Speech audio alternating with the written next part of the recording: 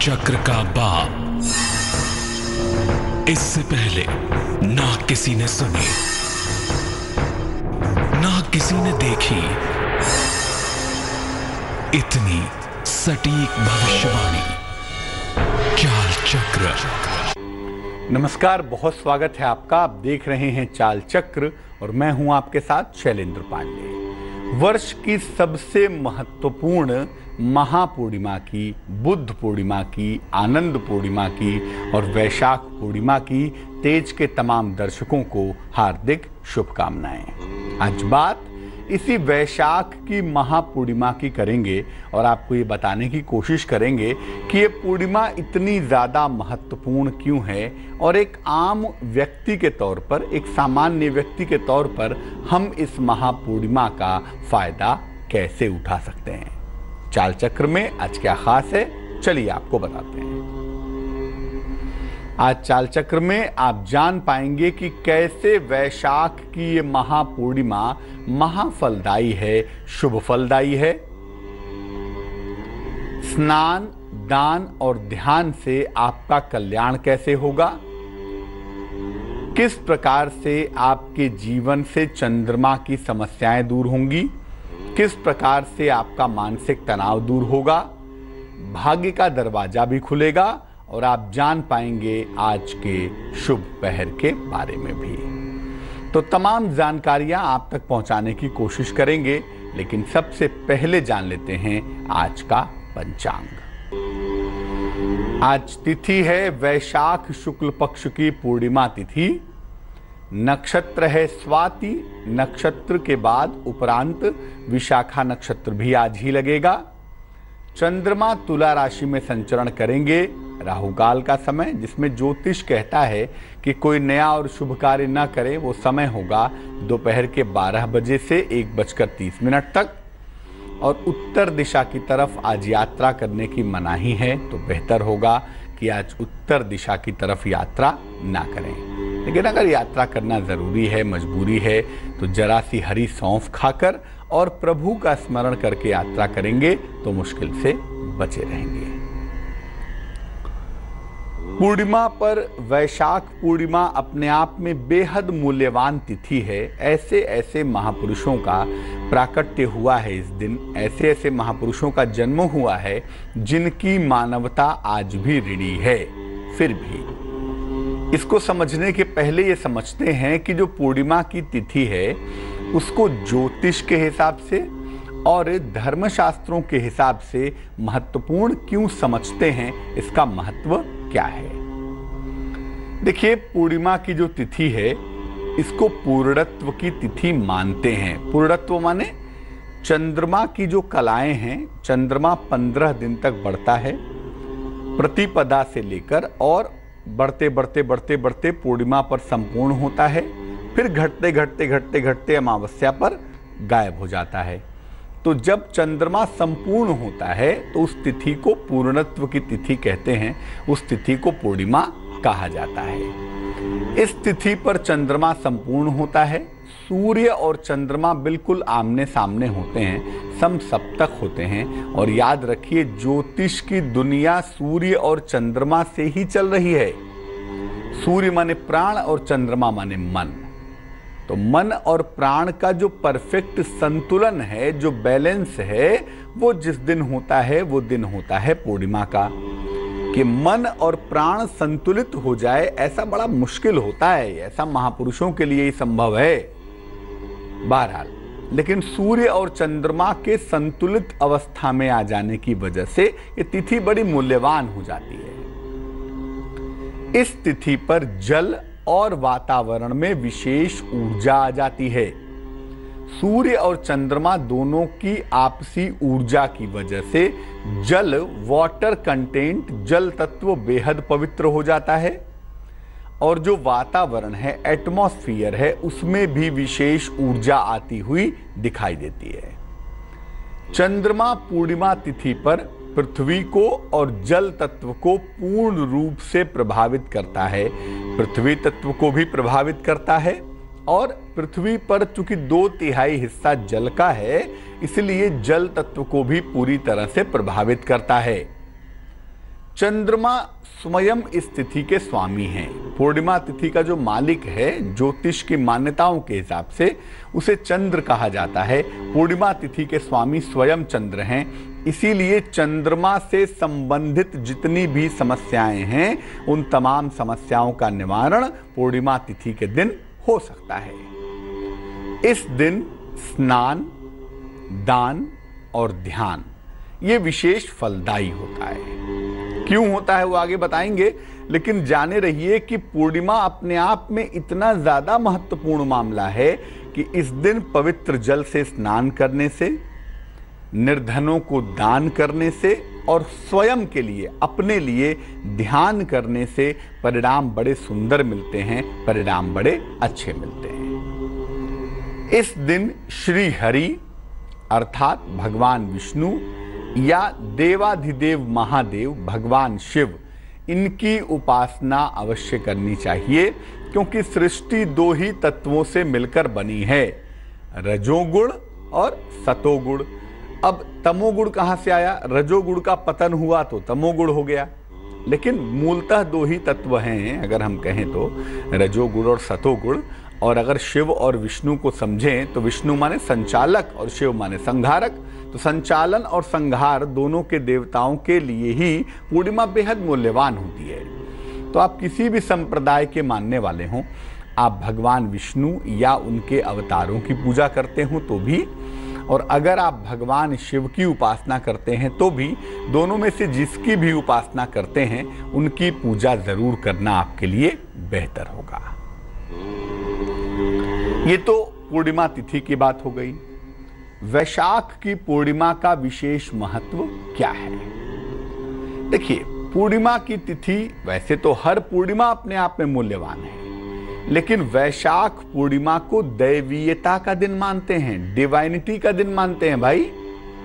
इस दिन दो बड़े महापुरुषों का जन्म हुआ था, एक भगवान बुद्ध और दूसरा श्री श्री आनंद मूर्ति। और अगर हम दोनों का जीवन देखें, भगवान बुद्ध का भी और आनंद मूर्ति जी का भी, तो दोनों ने ही मानवीयता को और आध्यात्म को नया आयाम प्रदान किया।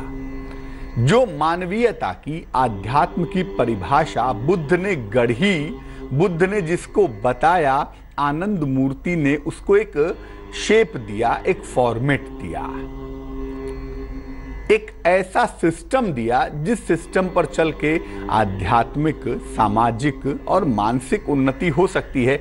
इसीलिए अगर हम ये कहें कि बुद्ध ने जो बीज बिखेरे, आनंद मूर्ति ने उनको वृक्ष बना दिया, या उन्होंने एक नवीन सिस्टम ऑफ आध्यात्म का सृजन किया, तो गलत नहीं होगा। और वो तिथि जब ऐसे महापुरुषों ने इस धरती को पवित्र किया, वो तिथि आज की ही है, वो तिथि वैशाख पूर्णिमा की है। इसीलिए जो भगवान बुद्ध के अनुयायी हैं, आज की तिथि को बुद्ध पूर्णिमा कहते हैं, जो आनंद मूर्ति जी के अनुयायी हैं वो आनंद पूर्णिमा कहते हैं, और सामान्य जनता इसको वैशाख पूर्णिमा कहती है। लेकिन दिन बेहद महत्वपूर्ण है। वैशाख पूर्णिमा के दिन ध्यान, दान और स्नान विशेष लाभकारी होता है। क्यों होता है? देखिए, पूर्णिमा का मतलब सूर्य और चंद्रमा का संतुलन। दुनिया के तमाम महापुरुषों का जन्म, तमाम महापुरुषों का प्राकट्य पूर्णिमा पर क्यों होता है भाई? चैतन्य महाप्रभु फाल्गुन पूर्णिमा पर प्रकट होते हैं, गुरु नानक देव जी महाराज भी पूर्णिमा पर प्रकट होते हैं, गौतम बुद्ध भी, आनंद मूर्ति जी भी पूर्णिमा पर ही क्यों प्रकट हो रहे हैं भाई? क्यों? पूर्णिमा में खास क्या है? मैंने पहले भी कहा कि मन और प्राण का संतुलन है पूर्णिमा के दिन। सूर्य और चंद्रमा दोनों बैलेंस हैं। मन और प्राण को संतुलित करने वाली सत्ता ही ईश्वर है, हमेशा याद रखिए। कोई भी मानव ऐसा हो ही नहीं सकता जिसका मन भी संतुलित हो और प्राण भी संतुलित हो। अगर प्राण संतुलित होगा तो मन नहीं होगा, और मन होगा तो प्राण नहीं होगा। जिसका मन और प्राण दोनों संतुलन की अवस्था में होगा वही तो पूर्ण होगा, और जो पूर्ण होगा वही तो होगा भगवान, वही तो होगा ईश्वर। इसीलिए पूर्णिमा पर ही ऐसे महापुरुषों का प्राकट्य होता है। वैशाख की जो पूर्णिमा है उसमें एक बड़ी खास बात है, एक बड़ी ब्यूटिफिकेशन की बात है। क्या है? प्रकाश की पूर्णिमा है। क्यों?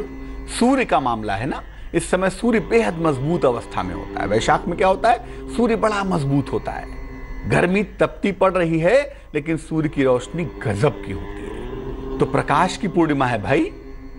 प्रकाश के साथ प्राण और मन का संतुलन भी मौजूद है ना। इसीलिए पूर्णिमा के दिन, वैशाख पूर्णिमा के दिन अगर आप ध्यान करें तो आपको मन के प्राण के संतुलन की अवस्था मिल सकती है। दान करें तो ढेर सारा पुण्य मिल सकता है। और जैसा पहले भी कहा कि पूर्णिमा के दिन जो जल तत्व है, जो जल की राशि है, जल में ही चंद्रमा की सारी ताकत पहुंच जाती है। इसीलिए वैशाख पूर्णिमा पर जब आप स्नान करते हैं ना, तो क्या होता है, उससे आपको अमृत तत्व का फायदा होता है। जल में घुला हुआ अमृत आपके शरीर और आपके मन तक पहुंच जाता है। बड़ा महत्वपूर्ण दिन है। पुराण की बात करें तो पुराण कहते हैं कि पूर्णिमा के दिन ही ब्रह्मा जी ने काले और सफेद तिल का निर्माण किया था। काला तिल भी इसी दिन बनाया और सफेद तिल भी इसीलिए बनाया। इसीलिए पौराणिक मान्यताओं के हिसाब से वैशाख पूर्णिमा पर तिलों का प्रयोग जरूर करना चाहिए। नहाने में, सूर्य को जल देने में बड़ा अच्छा रहता है। अगर ऐसा किया जाए तो इसके विशेष सुंदर परिणाम व्यक्ति को प्राप्त होते हैं। अब ये समझ लेते हैं कि पूर्णिमा, तो वैशाख की पूर्णिमा अपने आप में मूल्यवान है, आपको पहले भी बताया।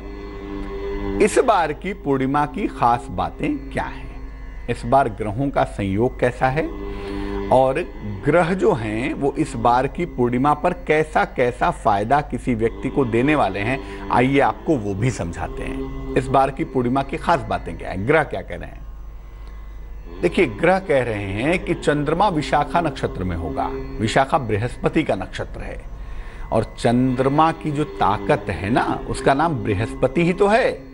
चंद्रमा माने मन और बृहस्पति माने गुरु। जो मन को नियंत्रित करने की ताकत दे सके वो सिर्फ एक ही हो सकता है ना, वो गुरु है। इसीलिए चंद्रमा जब विशाखा नक्षत्र में चला गया तो चंद्रमा बेहद पवित्र हो गया, बहुत पवित्र हो गया। बृहस्पति और शुक्र का अद्भुत संयोग भी है। देव गुरु बृहस्पति कन्या में, शुक्र मीन में, दोनों आमने सामने। दोनों आचार्य बृहस्पति और शुक्र, दोनों देवताओं के, राक्षसों के गुरु, दोनों ही गुरु सत्ताएं आमने सामने हैं। अद्भुत संयोग बन गया है। अमृत और अमरता का जो मालिक है चंद्रमा, वो भी सूर्य और बुध की दृष्टि में है, यानी अमृत मिलने की गारंटी बहुत ज्यादा है। इसके अलावा जो सुख को बढ़ाने वाला ग्रह है शुक्र, वो भी अपनी उच्च राशि में विद्यमान है। उच्च का है, मीनस्थ है ना, मीन राशि में बैठा हुआ है। इसीलिए इस पूर्णिमा पर आज के दिन अगर आप पवित्र नदी में, सरोवर में या घर में ही स्नान करें बढ़िया से और किसी निर्धन को दान करें तो चंद्रमा की पीड़ा से मुक्ति मिलेगी। चंद्रमा बेहद अच्छा है और आर्थिक स्थिति भी आपकी अच्छी होती जाएगी। फाइनेंशियल जो मुश्किलें हैं, फाइनेंशियल जो ट्रबल है, फाइनेंशियल जो दिक्कतें हैं, वो दिक्कतें भी गायब होनी शुरू हो जाएंगी। इसलिए बड़ा इंपॉर्टेंट है कि आज के दिन स्नान किया जाए, दान किया जाए। और मैं फिर कहूंगा कि वैशाख की पूर्णिमा बहुत महत्वपूर्ण बात है, बहुत महत्वपूर्ण। ऐसे महापुरुषों का प्राकट्य हुआ जिनके वाइब्रेशन अभी भी आकाश मंडल में मौजूद हैं। इसलिए जब आप ध्यान करेंगे तो हो सकता है बुद्ध के दर्शन हो जाए, हो सकता है आनंद मूर्ति का जो तत्व है वो टच कर जाए। तो आज स्नान भी करें, दान भी करें और ध्यान जरूर करें। करेंगे कैसे? देखिए, छोटे से कार्यक्रम में ध्यान तो नहीं सिखा सकते, लेकिन ये कोशिश कर सकते हैं कि आपको तरीका बता दें, आपको सिस्टम बता दें जिस तरीके से आप स्नान और दान करें। सवेरे स्नान करने के पहले संकल्प लीजिए। 12 बजे के पहले नहा लीजिएगा। 12 बजे के पहले, स्नान के पहले संकल्प लीजिए कि मैं आज स्नान कर रहा हूं पवित्र जल से। हे प्रभु, मेरी शारीरिक मुश्किलों को दूर करो, मेरी आर्थिक मुश्किलों को दूर करो। जैसा भी आपका ऑब्जेक्टिव है ना, वो बड़ा क्लियर होना चाहिए। संकल्प लीजिए। पहले जल को सर पे लगा के प्रणाम कीजिए। इसके बाद स्नान करना शुरू करिए। मैंने आपको हमेशा बताया है कि जब स्नान करेंगे पहले नाभि पर जल डालेंगे, फिर कटी प्रदेश पर, कमर के इलाकों में जल डालेंगे, फिर पिछले हिस्से पर ऐसा जल डालेंगे कि वो रीढ़ की हड्डी से होता हुआ नीचे आए और फिर नहाना शुरू करेंगे। ऐसे ही नहाएं। स्नान करने के बाद सूर्य को अर्घ्य दीजिए। इसके बाद साफ वस्त्र या सफेद वस्त्र धारण करिए और फिर मंत्र का जप करिए। अब आप पूछेंगे कौन से मंत्र का जप करूं? देखिए, बहुत सारे मंत्र हैं। एक तो बता दूं कि भगवान शिव या उनके किसी भी अवतार का मंत्र जप लें, या भगवान विष्णु या उनके किसी अवतार का मंत्र जप लें। चंद्रमा का मंत्र चाहें चंद्रमा का मंत्र जप लें, लेकिन मंत्र जरूर जपेंगे। अगर ध्यान करना जानते हैं तो कृपा है परमात्मा की, ध्यान करें। और ध्यान के बाद या मंत्र जप के बाद सफेद वस्तुओं का और जल का दान करें। पूर्णिमा है वैशाख की, जल तत्व की पूर्णिमा, और जल से भरी हुई होनी चाहिए ना। गर्मी भी बहुत पड़ रही है, तो जल का दान करें। पौधों में जल डालें, पशुओं को जल पिलाएं और लोगों को पानी पिलाएं। ढेर सारे लोगों को जल भी पिलाएं, और हो सके तो मटके में जल भर के निर्धनों को दान करें, या जगह जगह लोगों के पीने के लिए मटके में जल भर के रखवा दें। यानी सफेद वस्तुओं का दान करें और जल का दान करें। आज के दिन जल का दान करना बेहद अच्छा होता है, बेहद शुभदायी होता है। वो दान आप कर सकते हैं। तो आज वैशाख की पूर्णिमा है, और आपको एक तरीका बता दूं कि जब रात्रि में चंद्रमा संपूर्ण हो जाए, जब रात्रि में चंद्रमा बिल्कुल गोलाकृति में आ जाए, बिल्कुल संपूर्ण हो जाए, उस समय ध्यान कीजिएगा। आचार्य कहते हैं, विद्वान कहते हैं कि जो मध्य रात्रि का समय है, 12 से 3 बजे तक का समय, उस समय सृष्टि में सर्वाधिक सकारात्मक शक्तियां आपके शरीर में पैदा हो सकती हैं, हो जाती हैं। इसीलिए अलग अलग धर्मों में मध्य रात्रि की साधना का विशेष महत्व है। मध्य रात्रि भी कैसी? पूर्णिमा की मध्य रात्रि। भाई, रात्रि भी इतनी सुंदर कि वो पूर्णिमा से लबालब भरी हुई है। ऐसी रात्रि को अगर आप ध्यान करें, मंत्रों का जप करें, ईश्वर से प्रार्थना करें, या जो भी आपकी मुश्किल है, समस्या है, वो ईश्वर से ही तो कहेंगे ना।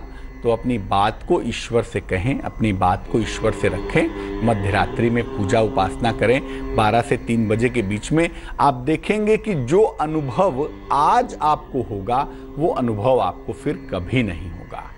इसीलिए वैशाख की पूर्णिमा पर मध्य रात्रि के समय में चंद्रमा की रोशनी में बैठ के कर सकें तो बहुत ही अच्छा होगा। नहीं तो अपनी बालकनी में, रूम में ऐसे जगह बैठकर ध्यान करें, मंत्र का जप करें जहां से चंद्रमा आपको दिख रहा हो, जहां से चंद्रमा के दर्शन हो रहे हों। तो अगर आज के दिन आप ऐसा करें तो वैशाख की पूर्णिमा आपके लिए विशेष कल्याणकारी होगी। ब्रेक पर जाने के पहले हमने आपको बताया वैशाख की महापूर्णिमा के बारे में, और ये समझाने की कोशिश की कि वैशाख की महापूर्णिमा कितनी ज़्यादा महत्वपूर्ण है, कितनी ज़्यादा इम्पोर्टेंट है। चर्चा को आगे बढ़ाएंगे, आपकी राशियों के हाल को समझने की कोशिश करेंगे, भाग्य का दरवाजा भी खुलेगा और शुभ पहर भी आप जान पाएंगे। लेकिन फिलहाल जान लीजिए स्वस्थ रहने के सरल उपाय निरोगी भव में। अगर आप देर रात तक जगते हैं और देर सुबह तक सोते हैं तो ऐसा करने से आपका चंद्रमा कमजोर होगा, और अगर चंद्रमा कमजोर होगा तो चंद्रमा संबंधी समस्याएं तो होंगी ही होंगी। सबसे ज्यादा जो समस्या होगी वो है मानसिक बीमारियों की। इससे मानसिक बीमारियां होने की जो संभावना है वो बहुत ज्यादा बढ़ जाएगी। तो भाग्य के दरवाजे में से आज कौन सा उपाय निकालने की कोशिश करेंगे, इस पर बात होगी। लेकिन फिलहाल मेष राशि का हाल।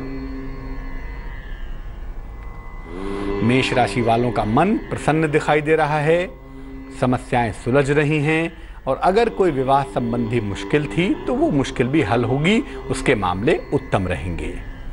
शुभ रंग सफेद है और भाग्य है 80%। वृष राशि, सर्दी जुकाम की समस्या हो सकती है, माता के स्वास्थ्य को लेकर चिंता भी दिख रही है, और धन की जो स्थिति है ना वो पहले की तुलना में थोड़ी स्टेबल दिखाई दे रही है।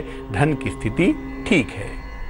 शुभ रंग धानी है और भाग्य है 70%। मिथुन राशि, संतान की उन्नति दिखाई दे रही है, धन लाभ के योग बन रहे हैं, रिश्तों में सुधार हो रहा है। शुभ रंग गुलाबी है और भाग्य है 75%। कर्क राशि, थोड़ी परेशानियां दिखाई दे रही हैं, कई सारी जिम्मेदारियों को भी आपको निभाना पड़ेगा, लेकिन ये ज़रूर है कि ये तमाम परेशानियां शाम तक आते आते हल हो जाएंगी। शाम से चीज़ें कुछ हद तक बेहतर ज़रूर होंगी। शुभ रंग पर्पल यानी कि बैगनी और भाग्य होगा 69%। सिंह राशि वालों के लिए यात्रा की प्रबल संभावना है। धन लाभ के योग बने हुए हैं। दूसरों के काम में आप व्यस्त रहेंगे, ये संभावना भी दिख रही है। शुभ रंग आपका लाल होगा और भाग्य होगा 84%। कन्या राशि वालों की पारिवारिक समस्याएं दूर होंगी। नौकरी में स्थान परिवर्तन के योग बनेंगे। आपका पाचन तंत्र बिगड़ सकता है, डाइजेशन का बहुत ध्यान रखें। शुभ रंग हरा होगा और भाग्य होगा 65%। तुला राशि, मनचाही सफलता मिलेगी आपको। आपके प्रेम संबंध शुरू हो सकते हैं और साथ ही साथ आपका धन खर्च भी थोड़ा आपको परेशान कर सकता है, इस बात का ध्यान रखिए। शुभ रंग पीला और भाग्य होगा 77%। वृश्चिक राशि, काम का दबाव काफी ज्यादा रहने वाला है।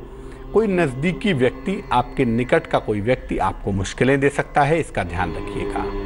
कोई बड़ा निर्णय भी आपको लेना पड़ेगा और ये निर्णय इस समय लीजिएगा, इसको टालिएगा बिल्कुल नहीं। शुभ रंग आसमानी और भाग्य 60%।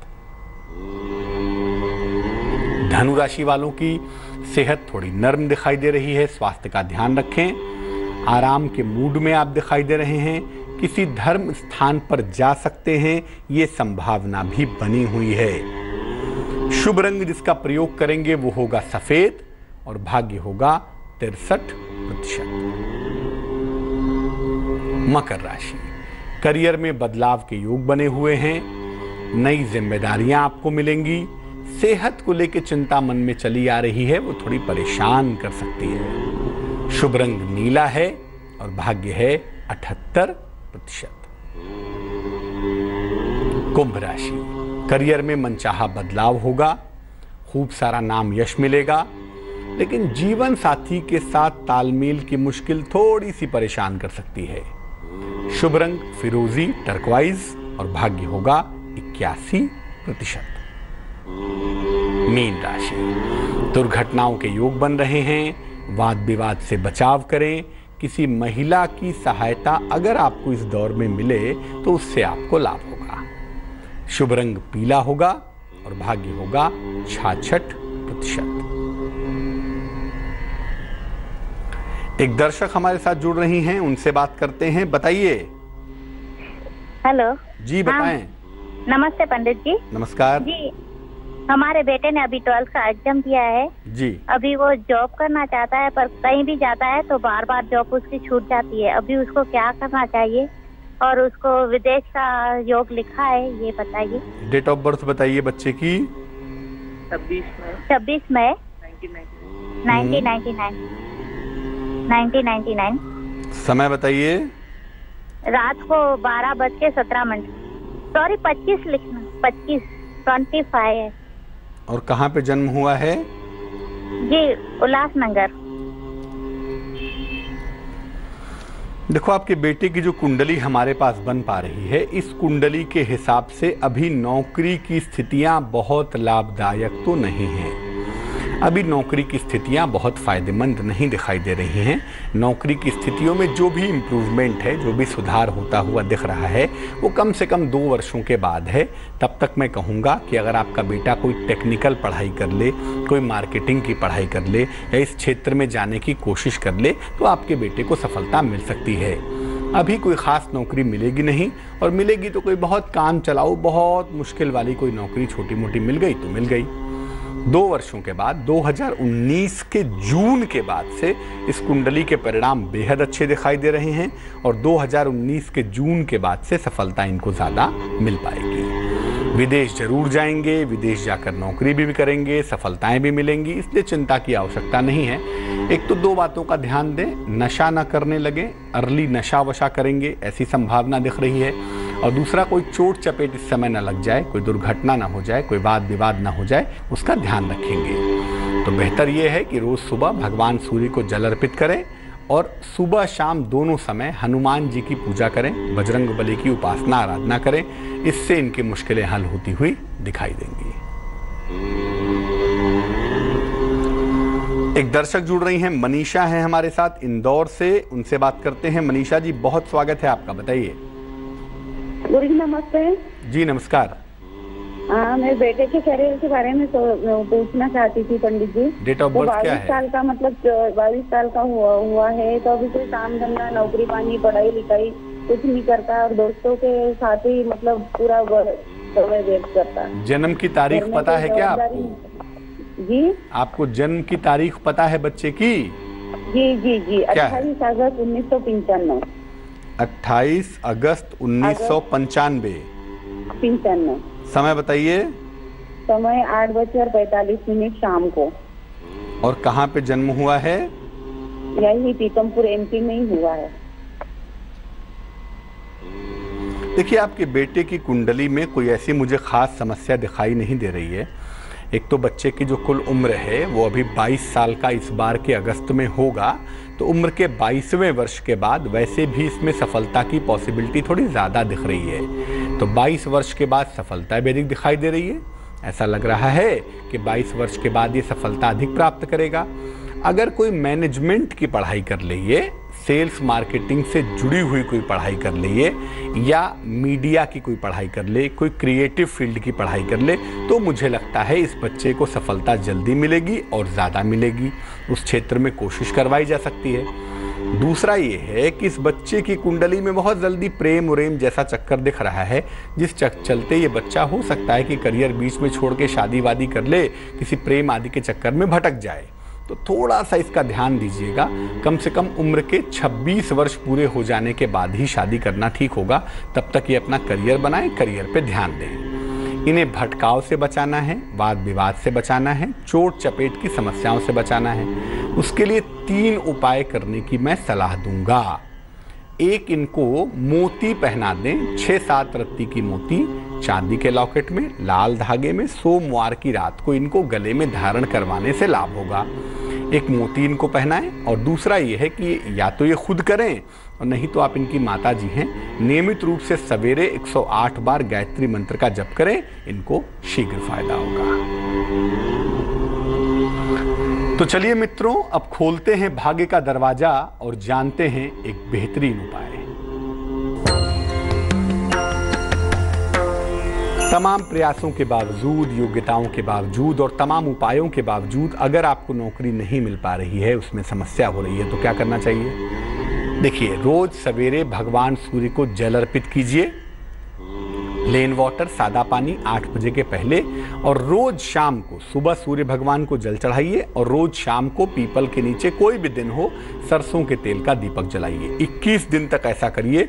सुबह सूर्य को जल, शाम को पीपल के नीचे दीपक। ये 21 दिन तक लगातार करिए। शुरुआत किसी भी रविवार से या शनिवार से करिए और इसके बाद आप देखिए कि 21 दिन में ज्योतिष के हिसाब से, इस उपाय के हिसाब से आपके नौकरी की व्यवस्था अवश्य हो जाएगी। तो वक्त आपसे विदा लेने का हो गया है, लेकिन जाने के पहले नजर डाल लेते हैं आज के शुभ पहर पर। आज का शुभ पहर है रात को 9 बजे से 10:30 तक। इस समय में आपको क्या करना है भाई? जल में सफेद फूल, एक लोटे में सफेद फूल डालें। थोड़े से सफेद फूल ना हो तो सफेद चावल के 2-4 दाने डाल लें और इससे चंद्रमा को अर्घ दें, चंद्रमा को जल दें। ऐसा करने से अगर चंद्रमा संबंधी कोई समस्या है, मानसिक समस्या है, चंद्रमा और भी कोई दिक्कत दे रहा है, तो चंद्रमा संबंधी तमाम समस्याएं निश्चित रूप से आपकी दूर होंगी। लेकिन ये करना होगा आपको शुभ पहर में ही। और शुभ पहर का समय फिर से नोट कर लें, रात को 9 बजे से 10:30 के बीच में।